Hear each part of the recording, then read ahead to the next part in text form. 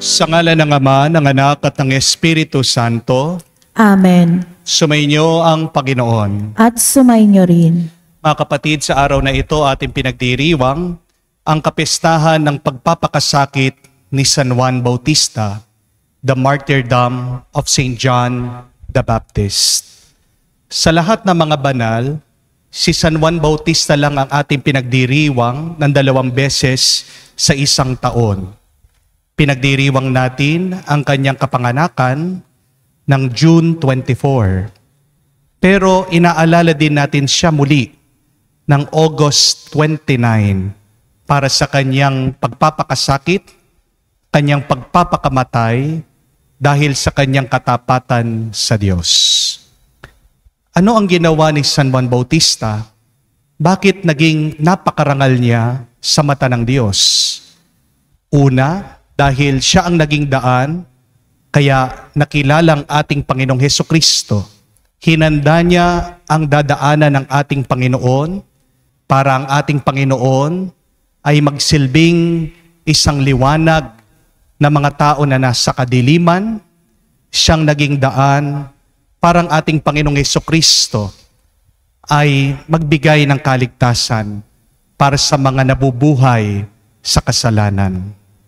Pero, napakarangal din ni San Juan dahil siya'y nagtiis, siya'y naging tapat, kahit na siya'y kinulong, pinahirapan, pinaglaban niya ang tunay na mabuti, na natili siyang tapat sa kagustuhan ng Diyos. Mga kapatid, kung gusto din natin maging marangal sa harap ng Diyos, naway sumunod tayo sa yapak ni San Juan Bautista. Naway tayo maging daan para makilala din si Jesus ng ibang tao. At naway manatili tayong matatag sa ating pamumuhay na pagiging mabuti at banal. Sa mga pagkakataon na kung saan hindi pa rin tayo nagbago, nanatili pa rin tayo sa ating pagkakasala, hilingin natin muli ang awa at pagpapatawad ng Diyos. Inaamin ko. Sa makapangyarihang Diyos at sa inyo mga kapatid, na lubha akong nagkasala sa isip, sa salita, sa gawa, at sa aking pagkukulang. Kaya isinasamo ko sa mahal na Birheng Maria, sa lahat ng mga anghel at mga banal, at sa inyo mga kapatid na ako'y ipanalangin sa Panginoong ating Diyos. Kaawaan tayo na makapangyarihang Diyos, patawarin tayo sa ating mga kasalanan, patnubayan tayo sa buhay na walang hanggan. Amen. Panginoon, kaawaan mo kami. Panginoon, kaawaan mo kami. Kristo, kaawaan mo kami. Kristo, kaawaan mo kami. Panginoon, kaawaan mo kami. Panginoon, kaawaan mo kami. Gloria in excelsis Deo.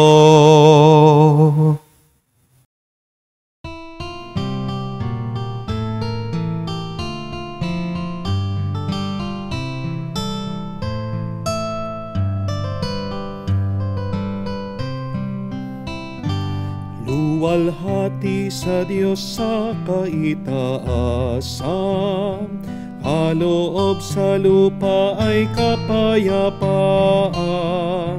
Pinupuri ka, ipinandarangal, sinasamba ka dahil sa dakila mong kalwalhatian. Panginoon naming Diyos, Hari ng langit, Amang makapangyarihan, Panginoong Hesukristo, bugtong na anak ng Diyos, Kordero ng Ama. Ikaw na nag-aalis ng mga kasalanan ng sanlibutan.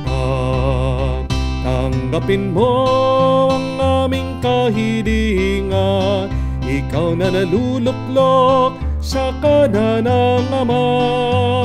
Maawa ka sa amin, ikaw lamang ang banal, Panginoong Hesukristo, kasama ng Espiritu, sa luwalhati ng Ama.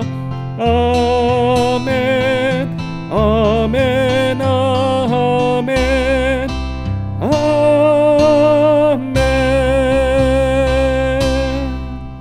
Manalangin tayo. Ama naming makapangyarihan, niloob mo sa pagkasilang at pagkamatay. Ang iyong anak ay pangunahan ni San Juan Bautista, ang kanyang pagpapakasakit para sa matapat mong katotohanan. At ang kanyang pagsisikap na sundin ang loob mong makatarungan ay amin nawang mapanindigan sa pananalig sa iyong aral. Sa pamagitan ni Jesucristo kasama ng Espiritu Santo, magpa sa walang hanggan. Amen. Pagbasa mula sa aklat ni Propeta Jeremias. Noong mga araw na yon, sinabi sa akin ng Panginoon, magpakatatag ka, umayo ka at sabihin mo sa kanila ang lahat ng iuutos ko. Huwag kang matatakot sa kanila ngayon. Pag hindi ka sumunod sa akin, lalo kang matatakot kung naroroon ka na sa kalagitnaan nila. Pakinggan mong mabuti ito, Jeremias. Ang bawat isa sa lupaing ito, ang mga hari ng Juda, ang mga pinuno ng mga saserdote at ang buong bayan ay sasalungat sa iyo. Ngunit gagawin kitang sintibay ng isang lungsod na naliligid ng mga muong, sintatag ng haliging bakal o pader na tanso. Hindi ka nila matatalo sapagkat ako ang maghihingat sa iyo. Akong Panginoon ang nagsasabi nito. Ang salita ng Diyos. Salamat sa Diyos. Patuloy kong isasaysay ang dulot mong kaligtasan. Patuloy kong isasaysay ang dulot mong kaligtasan. Sa iyo lang, Panginoon, lubos akong nananalig. Huwag mo akong pababayahang mapahiya at malupig. Tulungan mo ako ngayon, yamang ikaw ay matuwid. Ako sana ay sagipin, sa daing ko ay makinig. Patuloy kong isasaysay ang dulot mong kaligtasan. Ikaw nawa ang muhong ko at iligtas sa kakanlungan. Matatag na kabutihan ko at matibay na sanggalang. Sa lahat ng masasama, O Diyos, ako'y ipaglaban. Sa kukunang mababagsik, huwag mo akong pababayahan. Patuloy kong isasaysay ang dulot mong kaligtasan. Panginoong, sa iyo ako inilagak ang pag-asa. Maliit pang bata ako, sa iyo may tiwala na. Sa simula at mula pa, wala akong inaasahang mag-iingat sa sarili, kung di tanging ikaw lamang. Kaya naman ikaw poon, pupurihin araw-araw. Patuloy kong isasaysay ang dulot mong kaligtasan. Pagkat ikaw ay dakila, patuloy kong isasaysay, maghapon kong ihahayag ang dulot mong kaligtasan. Sa pulpa sa pagkabata, ako'y iyong tinuruhan, hanggang ngayon sinasambit ang gawa mong kahinahang. Patuloy kong isasaysay ang dulot mong kaligtasan.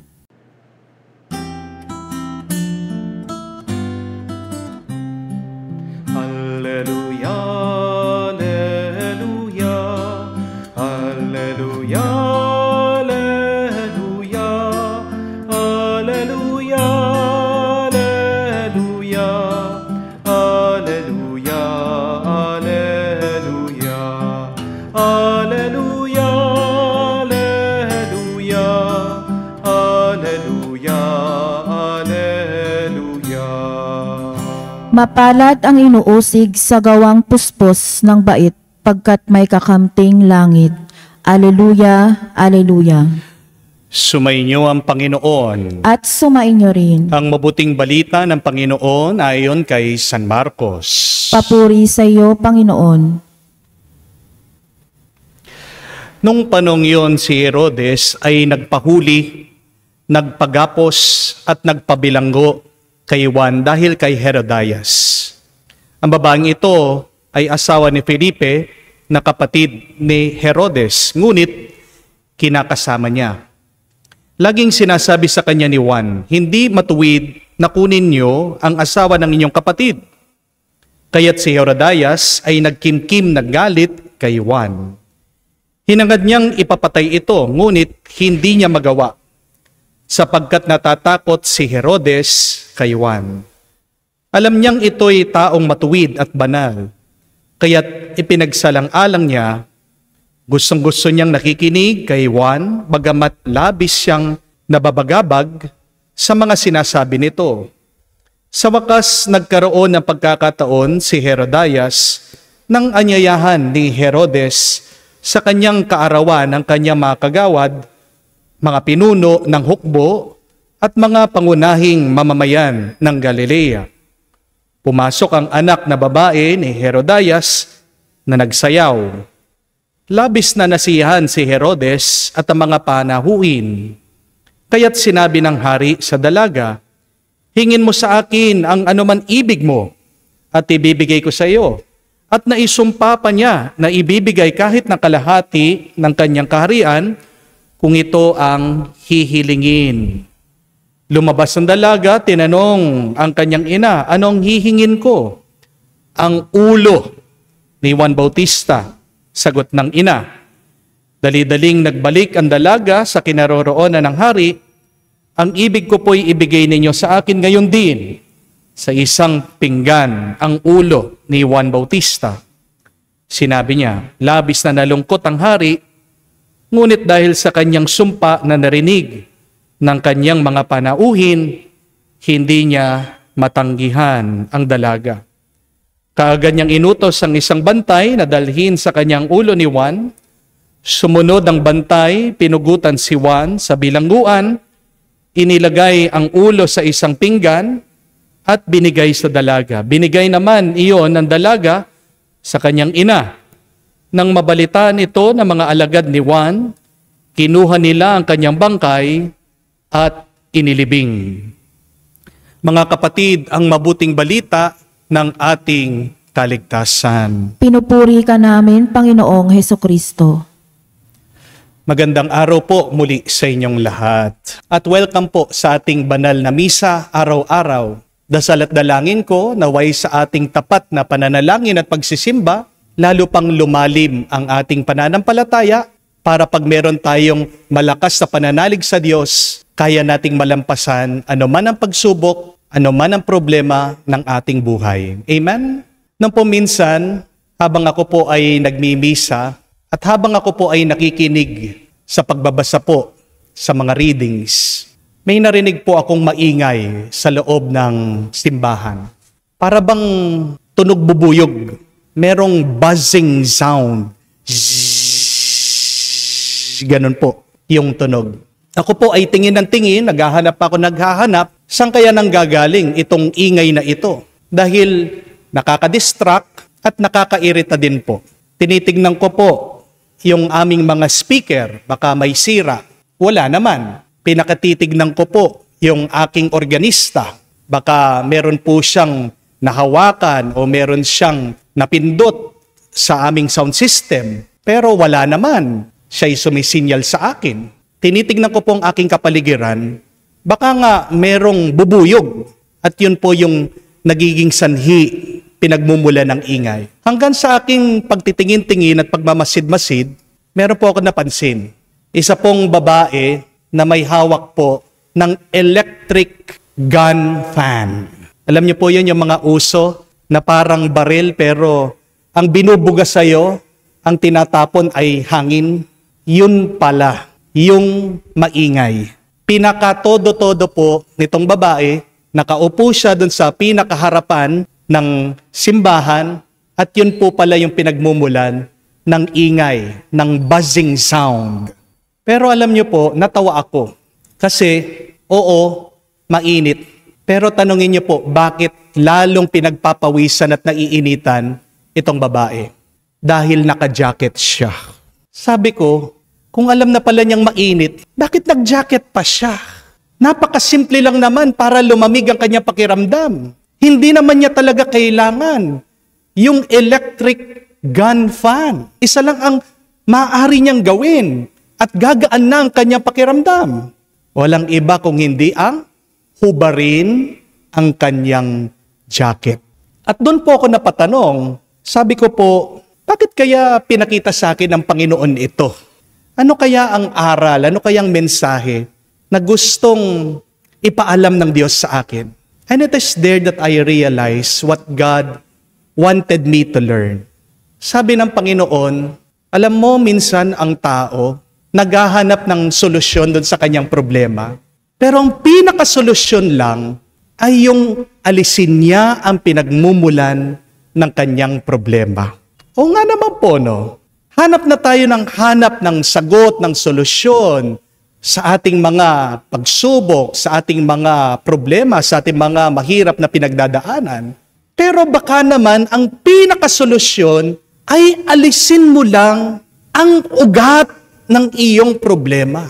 Baka ang pinakasagot ay alisin mo lang ang pinagmumulan ng iyong bigat, ng iyong pagsubok sa buhay. We have to understand that, my dear friends, that sometimes the solution, the answer is that you should remove the root cause of your problem. Because if you keep on finding answers, solutions to your problem, but you did not remove the cause of that problem, your problem will persist. Your problem will remain. Amen? Yan po yung sitwasyon dito sa ating nabasang ebanghelyo. Yung kalaguyo ni Haring Herodes, si Herodias, may problema. Sinong problema niya? Si San Juan Bautista. Kasi nangangaral daw itong banal na tao, sinasabi na hindi tama yung kanilang relasyon. Isipin nyo na, ang hari, kinuha niya yung asawa ng kapatid niya. Itong hari, nakipagrelasyon dun sa hipag niya. Hindi po ba kasukasukang relasyon ito? Hindi po ba nakakahiyang ugnayan ito? Pero tingnan niyo po nakakatawa, no? Para dun sa kabit ni Haring Herodes. Ang problema, hindi siya. Ang problema, yung nagsasalita tungkol sa kanila. At ano ang solusyon niya na nakita para matapos yung problema? Yung patayin, yung mensahero ng Panginoon. Yung alisin yung nagiging hadlang ng kanilang relasyon. Si San Juan Bautista ba talaga ang problema? Hindi. Ano talaga ang problema? Yung pagkakasala nila. Yung hindi tamang relasyon nila. Kaya nga nababagabag itong hari. Sabi po sa Ebanghelyo, pag nakikinig siya kay San Juan, hindi daw siya mapakali. Kinakain kasi yung kanyang konsensya. Pinatay yung mensahero ng Diyos. Pinugot yung ulo nitong propeta. Pero ang tanong, natigil ba? Natapos ba yung problema? Hindi. Nagpatuloy pa rin. Kasi mali yung solusyon. Kasi dapat, ang sagot dito sa problema ay alisin mismo ang ugat ng problema. At ano ito? Yung kanilang pagkakasala. Amen? Alam ko din po, tayong lahat ay may pinagdadaanan na hirap, problema at pagsubok sa buhay. Ang tanong, ano ang sagot dito sa iyong problema, pagsubok at hirap? 3 bagay lang po na dapat nating sundan para magkaroon ka ng magandang kasagutan diyan sa bagay na iyong hinaharapan na tunay naman ikaw ay nahihirapan at minsan gusto mo nang sumuko. What are these 3 steps that we must follow in order to find a solution to our very hard and difficult problem sometimes in life? Unang-una po, you must identify what is the problem. Hanapin mo, tingnan mo, ano ba ang pinagmumulan ng iyong problema. Habang nandyan pa rin yung ugat ng problema, kahit na maghanap ka ng iba't ibang sagot o solusyon, lalala at lalala ang problema mo. Amen? Kung hindi malinaw kung ano ang problema sa iyo, wala kang makikitang sagot sa iyong problema. Para bang linis ka na ng linis sa bahay, pero hindi mo naman hinahanap o tinitignan saan nagmumula yung basura. Saan nanggagaling yung dumi? Walisin mo, linisin mo, magpunas ka. Pero ang pinagmumulan pala ng alikabok ay yung mga nakabukas na bintana.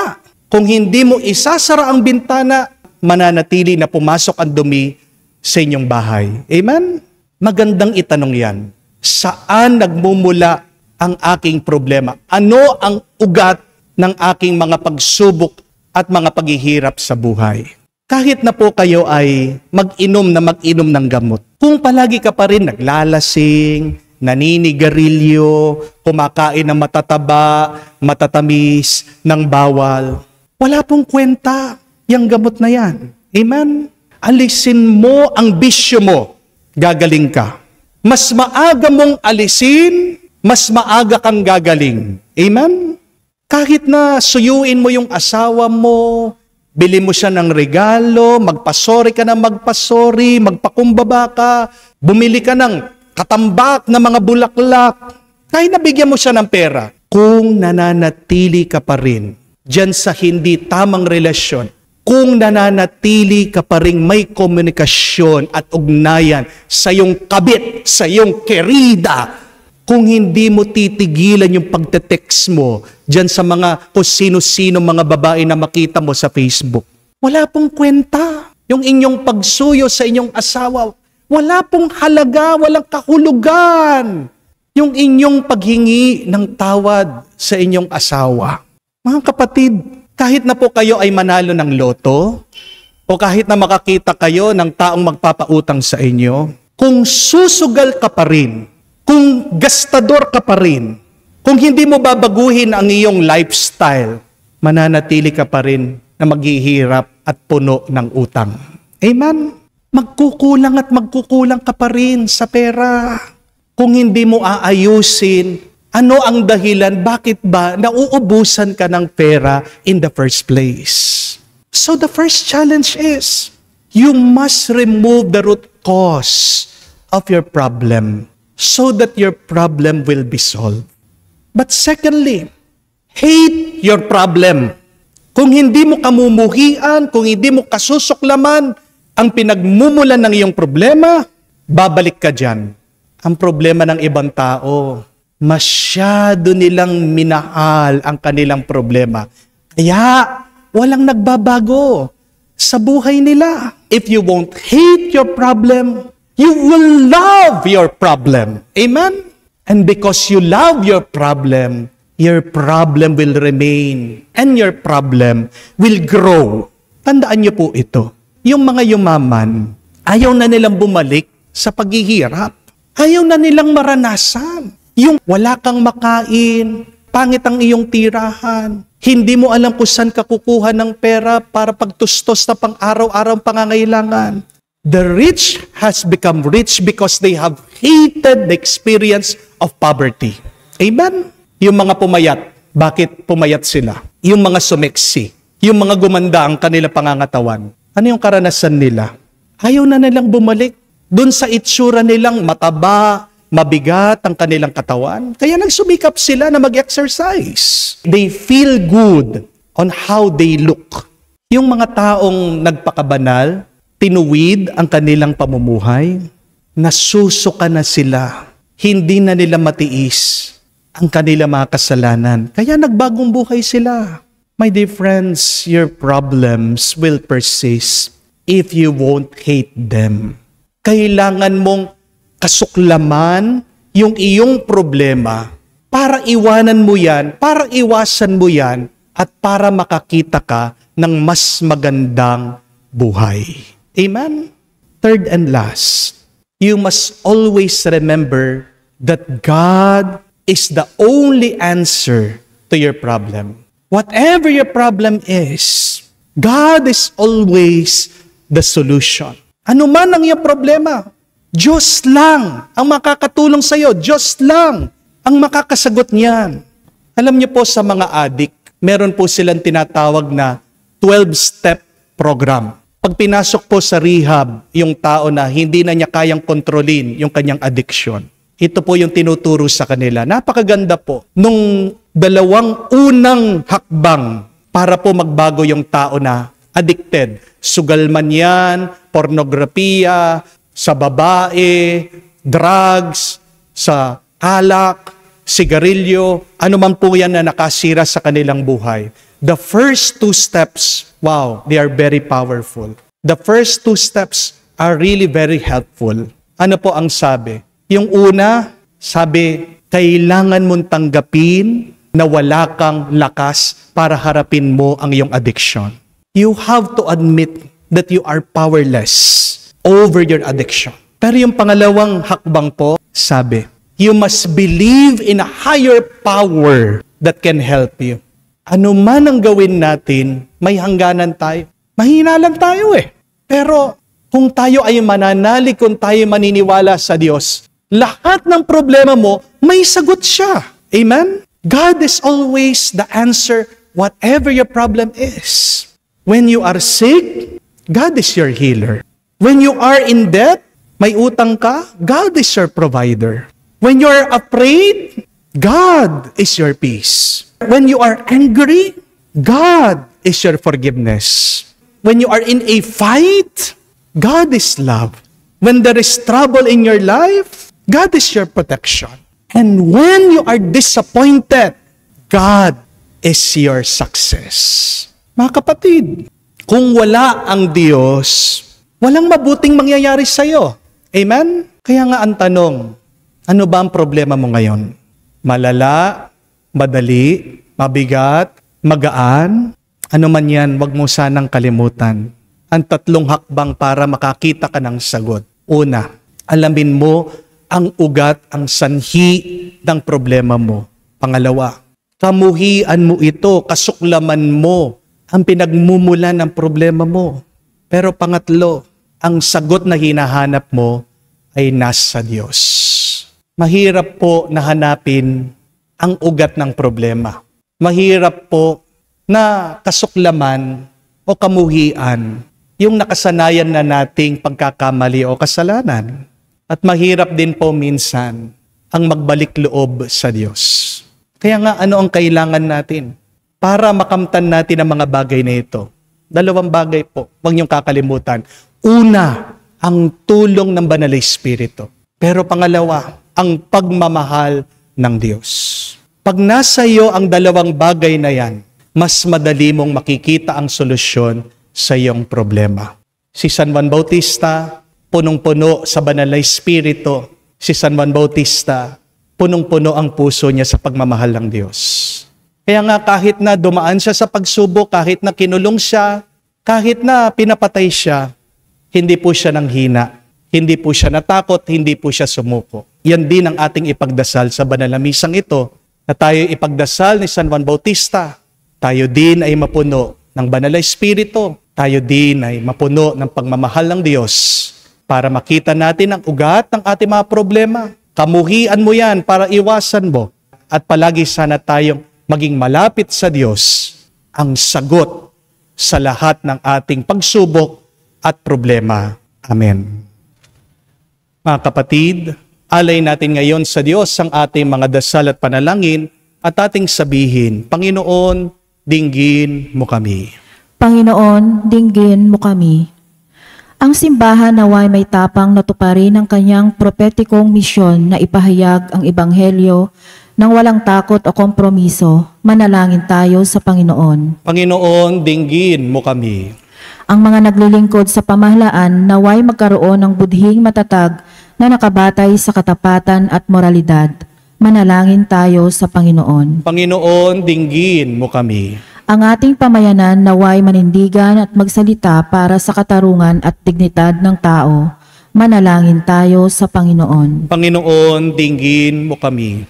Sa katahimikan po ng ating puso, sabihin natin sa Diyos ang ating mga personal na pangangailangan, lalong-lalo na ang pangangailangan ng ating mga kapatid na dumadaan sa malubhang karamdaman, ang ating mga kapatid na punong-puno na mga takot sa kanilang pag-iisip, sa kanilang kalooban, at ang ating mga kapatid na napupuno at nababalot sa lungkot ngayon. Diyos, Ama naming makapangyarihan, pinagpala mo kami sa pangaral at halimbawa San Juan Bautista, may alay nawa namin ang aming buhay sa paglilingkod sa iyo sa pamagitan ng aming pangangaral at buhay. Hinihiling namin ito sa pamagitan ni Kristo, aming Panginoon. Amen.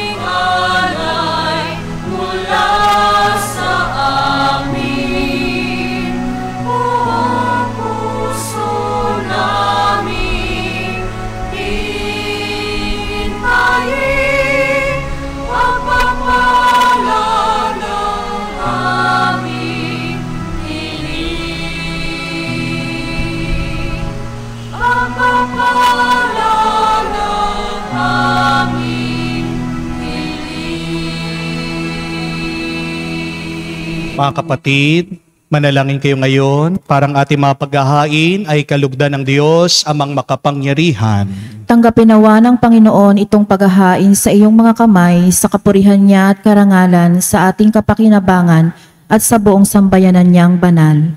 Ama naming lumikha sa aming paghahain ngayon ng mga alay, pagkaloob mo ang tuwid na landas na pinangaral ni San Juan sa ilang at sa dugo niyang dumanak ay matapang niyang tinatakan sa pamamagitan ni Jesucristo kasama ng Espiritu Santo magpa sa walang hanggan. Amen. Sumainyo ang Panginoon. At sumainyo rin. Itaas sa Diyos sa inyong mga puso at diwa. Itinaas na namin sa Panginoon. Pasalamatan natin ang Panginoong ating Diyos. Marapat na siya ay pasalamatan. Ama naming makapangyarihan, tunay nga marapat ikaw ang aming pasalamatan sa pamamagitan ni Jesucristo ng aming Panginoon.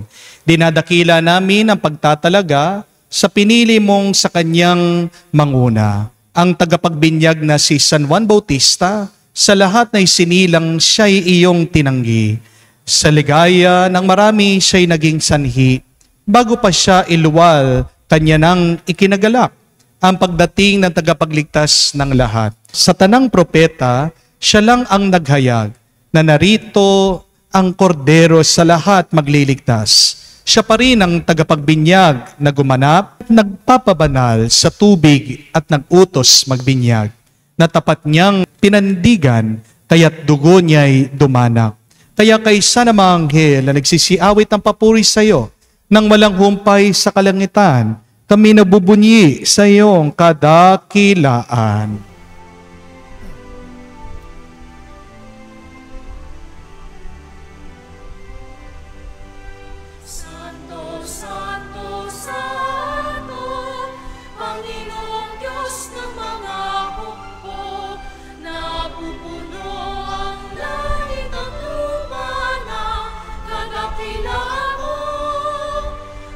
Hosana, Hosana, sa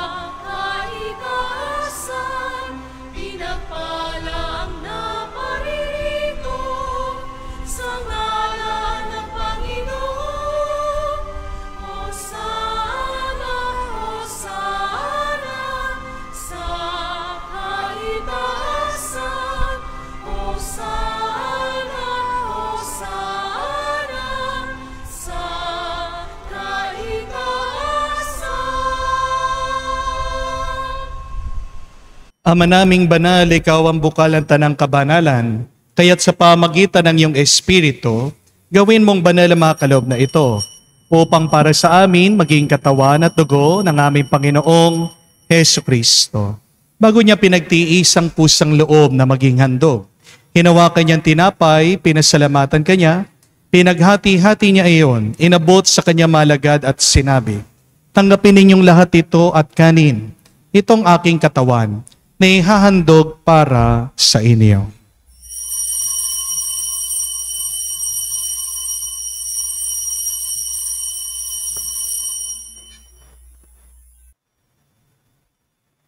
Gayon din naman na matapos ang hapunan, hinawakan niya ang kalis, muli kanyang pinasalamatan. Inabot niya ang kalis sa kanya malagad at sinabi, "Tanggapin ninyong lahat ito at inumin. Itong kalis ng aking dugo, ng bago at walang hanggang tipan. Ang aking dugo na ibubuhos para sa inyo at para sa lahat, sa ipagpapatawad ng mga kasalanan. Gawin ninyo ito sa pag-alaala sa akin."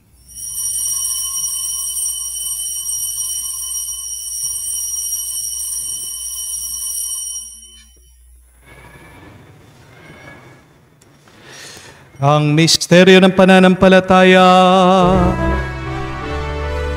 Aming ipinahayag na namatay ang iyong anak, nabuhay bilang Mesiyas at magbabalik sa wakas para mahayag sa lahat.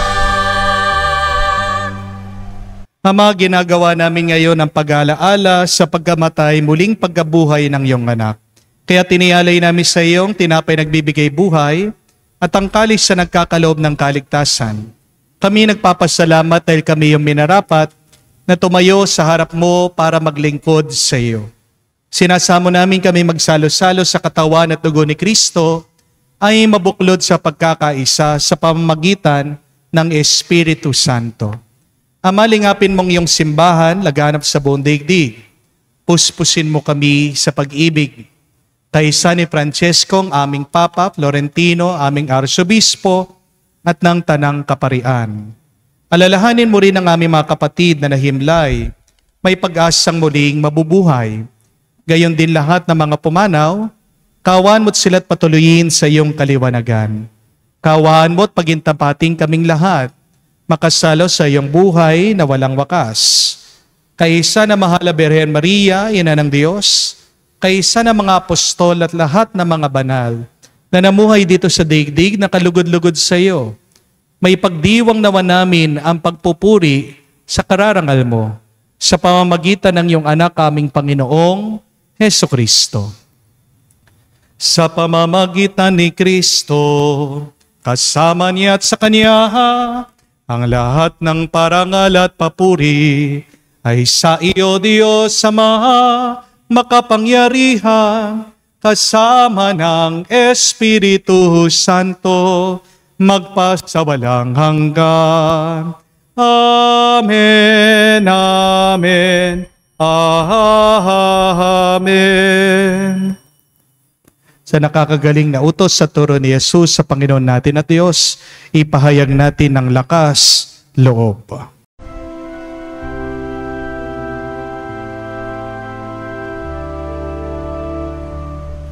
Ama namin, sumasalangit ka, sambahin ang ngalan mo, mapasa amin ang kaharian mo,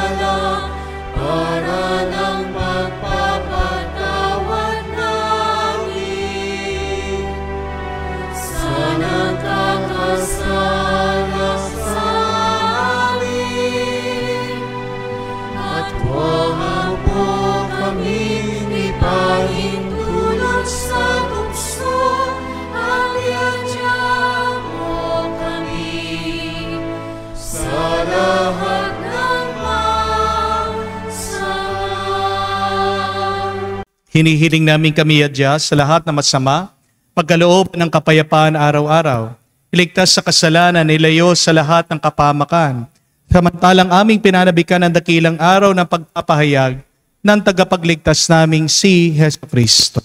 Sapagkat iyo ang kaharian at ang kapangyarihan at ang kapurihan magpakailanman. Amen. Panginoong Hesus Kristo, sinabi mo sa mga apostol, kapayapaan ang iniiwan ko sa inyo, ang aking kapayapaan binibigay ko sa inyo.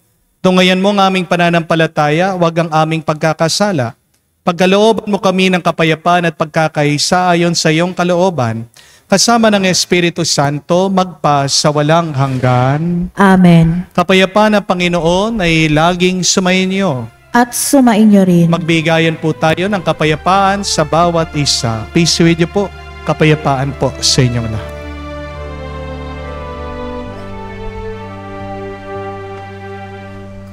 Cordero ng Diyos na nag-aalis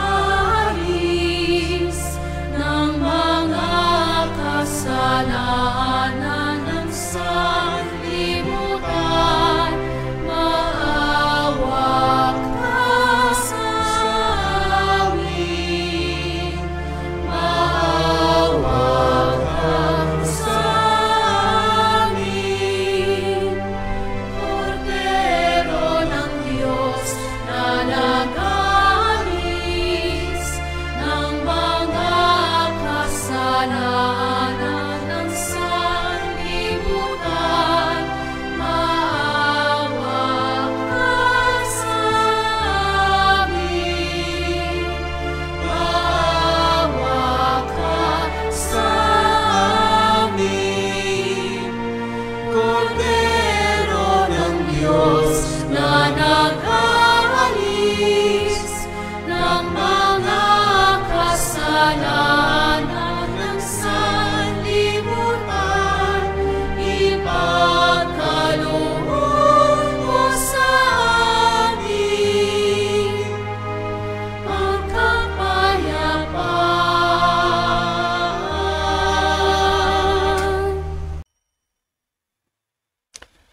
Mga kapatid, naririto ang ating Panginoong Jesucristong Kordero ng Diyos, sag-aalis sa mga kasalanan ng sanlibutan. Mapalad tayong lumalapit sa piging ng Kordero. Panginoon, hindi ako karapat-dapat na magpatuloy sa iyo, ngunit sa isang salita mo lamang ay gagaling na ako.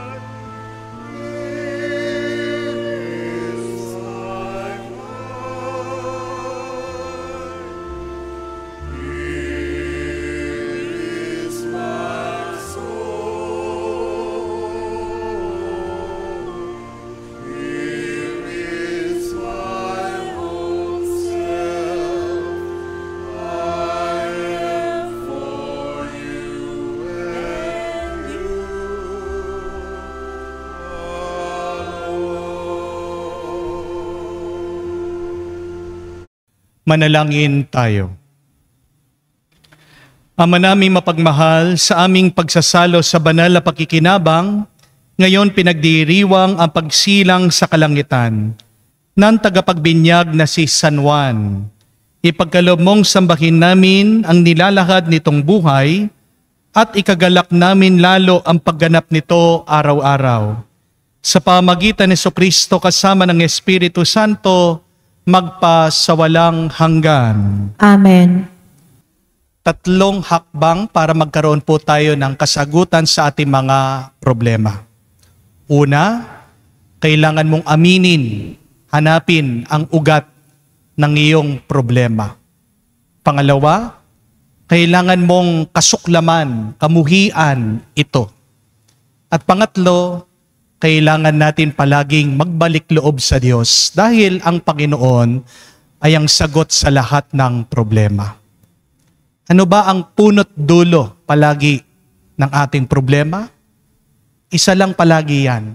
Wala nang iba kung hindi ang kasalanan. The root cause of all of your problems, the root of all of your pain and suffering is your sin. It is the evil that permeates and remain in your life. Mag-ingat po kayo. Pag nabubuhay po kayo sa pagkakasala, pag minahal nyo ng kasalanan kesa sa Diyos, anong epekto nito? Nawawala ka sa tamang pag-iisip, nabibingi ka sa katotohanan, at nagiging ngongo ang iyong konsensya. Nagsasalita ang iyong konsensya, pero dahil balot na ang iyong kalooban sa kasalanan, hindi mo na maintindihan ang sinasabi ng iyong konsensya sa iyo. Kaya kung gusto natin maging mas magaan, maging mas masaya at payapa ang ating buhay, anong kailangan nating gawin? Kailangan nating putulin, alisin ang kasalanan, at paano natin magagawa ito? Wala nang ibang paraan kung hindi sa pamamagitan ng pagpapatawad ng Diyos. So, for our assignment, please, if you can, go to confession today. Mabibigla po kayo, marami sa mga Katoliko, ang huling kumpisal nila ay noong grade 3 pa sila. Marami pong mga Katoliko na nabubuhay sa pagkakasala. We are required to go to confession once a year. At yung pong ginagawa natin sa loob ng misa, pag sinasabi natin na inaamin ko sa makapangyarihang Diyos ang aking mga kasalanan, kala po ng mga iba, yun na yung kumpisal. That does not count as your confession. Yung pagkukumpisal sa loob ng misa, para lang po maging karapat dapat tayong makatanggap ng banal na komunyon. But we are still expected to go to confession. Nung po minsan pagkatapos ng misa, meron po lumapit sa akin, sabi, Father, pwede mo ba akong i-bless dahil meron po akong kasalanan? Sabi ko, may ibibigay pa ako sa iyo, mas mahalaga, mas maganda. Huwag kang aalis pagkatapos sa mga tao, mag-confess ka sa akin. Alam niyo po, salamat sa Diyos, binigyan ko ng oras itong bata, napakabata, teenager pa lang. Dahil ang tagal na po niyang bit-bit, dala-dala yung kanyang pagkakasala dahil po dito na-depress siya. Pero pagkatapos po ng sakramento ng kumpisal, makikita niyo po, parang inalisan po siya ng tinik sa kanyang puso. Umiyak siya, gumaan yung kanyang pakiramdam. Mga kapatid, walang kwenta ang sakripisyo ng mga martir. Walang kahulugan ang pagpapako at kamatayan ng ating Panginoong Hesukristo sa krus kung tayo po ay nananatili sa ating pagkakasala. Mahirap aminin, iwasan at alisin ang pagkakasala. Pero sa tulong ng Banal na Espiritu at kung talagang mahal na mahal mo ang Diyos, magiging posible. Bunutin mo ang ugat ng problema, ang kasalanan, sinasabi ko po sa inyo, magiging payapa kayo, magiging masaya kayo, magiging maayos ang inyong buhay.